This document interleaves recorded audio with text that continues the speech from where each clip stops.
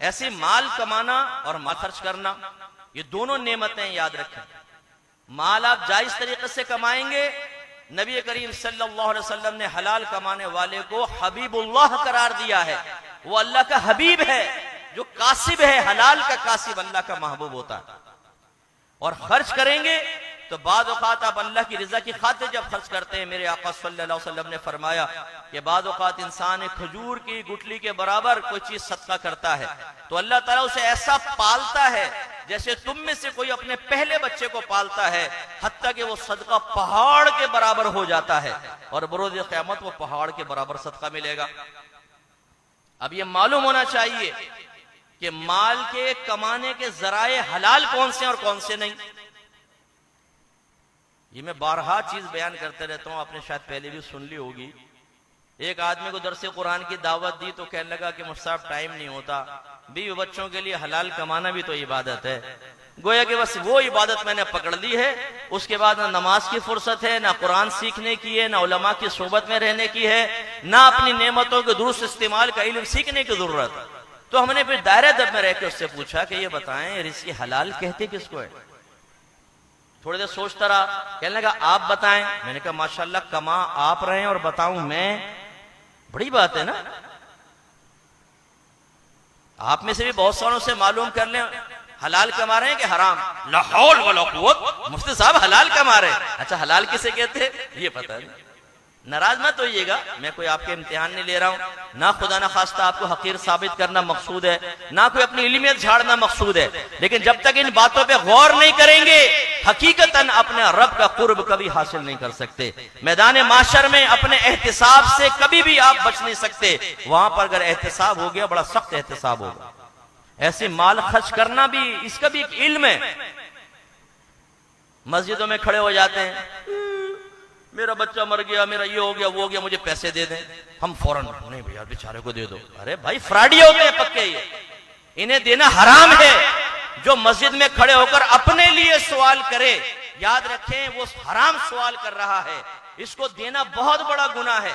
फुकाहा ने फरमाया अगर मस्जिद के साइल को 1 रुपया दोगे, 1 दिरहम, तो अब 70 दराहिम और खर्च करो ताकि इस गुनाह का कफारा हो जाए। ये पक्के फ्रॉडी होते हैं। मैं नया नया माहौल में आया, दावत इस्लामी के माहौल में, तो एक मिल गया मस्जिद के अंदर पैंट शर्ट पहनी हुई अप टू डेट लड़का। मैं आया था हैदराबाद से, यहाँ पे चश्मे का कारोबार करता हूँ। वो मेरा ब्रीफकेस भी छीन के ले गए और जेब काट ली, सब पैसा ऐसा गया। मुझे बड़ा रहम आया क्योंकि नया नया मैं माहौल में आया था, नेकियों का जज्बा बड़े जोश में था, इल्म की कमी थी। मैंने सारे लड़कों को जमा किया, मैंने कहा निकालो पैसा, भाई की मदद करनी है। किसी से 100-50 लेके बहुत सारे पैसे, और खुश होता रहा दिल के अंदर कि मैंने कितना बड़ा नेक काम किया। उसके बाद 5-6 साल बाद जहां मैं जुमा पढ़ाता हूं उस मस्जिद में बाहर निकल रहा था तो आवाज आई। मैं हैदराबाद से आया था, चश्मे का कारोबार करता हूं, और ये मैंने कहा भाई मानूस की आवाज लग रही है। भाई देखा तो चेहरा भी मानूस था, वही था।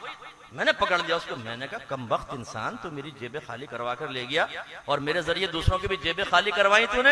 ये फ्रॉड तो तू 6 साल पहले भी कर रहा था। वो पसीने पसीने हो गया। मैंने कहा निकल जाने, तेरी टांगे तोड़ दूंगा यहाँ से, आइंदा नजर ना आना। उसके बाद से तो खैर वो मुझे नजर नहीं आया, लेकिन बाज कहाँ आएगा। हम ऐसे लोगों को पैसा दे के सोचते हैं। ये पेशावर फुकरा जो बाजार में मांग रहे, यूं ही हिल रहे होंगे, जो अबे भाई दे दे, तुम्हें पता है ये शाम तक इंतजार करो जरा, ये दे दे क्या करेगा। ये शाम को ये स्कूटर चलाकर 1 व्हीलिंग करता हुआ निकलेगा, आप हैरान रह जाएंगे। देखें जरा, जाएं यूट्यूब के ऊपर, लिखें जाली फकीर, और फिर आप देखें कैसे कारनामे करते हैं।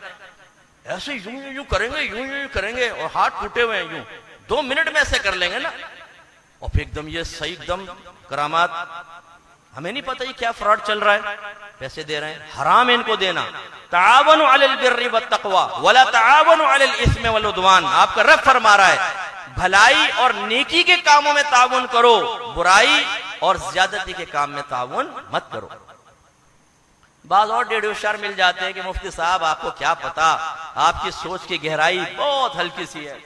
हमने तो साथ में जमीन तक बोरिंग करवाई हुई है, इतनी जबरदस्त सोच और फिक्र है। देखे ना मुफ्ती साहब वो अल्लाह के लिए मांग रहा, उसकी नीयत उसके साथ, हमारी नीयत हमारे साथ।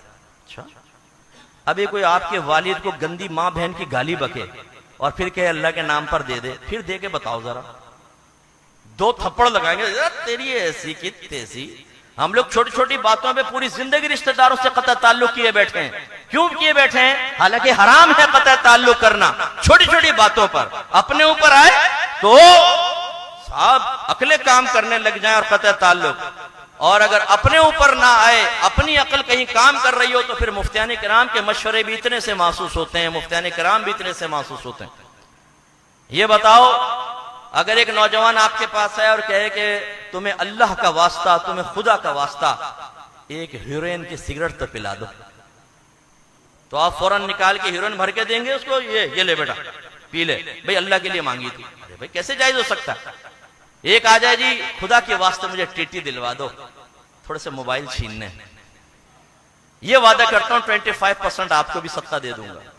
करेंगे आप? नहीं करेंगे, इसलिए कि ये हराम है। और इसी के जिम्न में अभी लफ्ज़ ने सदका इस्तेमाल किया, ज़हन में रखें, जो हराम में कतई हो, अगर उसे सदक़े की नियत से, यानी अल्लाह ताला की रिज़ा की खातिर सदका करेंगे, कहीं देंगे, इंसान दायरे इस्लाम से खारिज हो जाएगा। इसका मतलब है इल्म सीखना कितना जरूरी हुआ।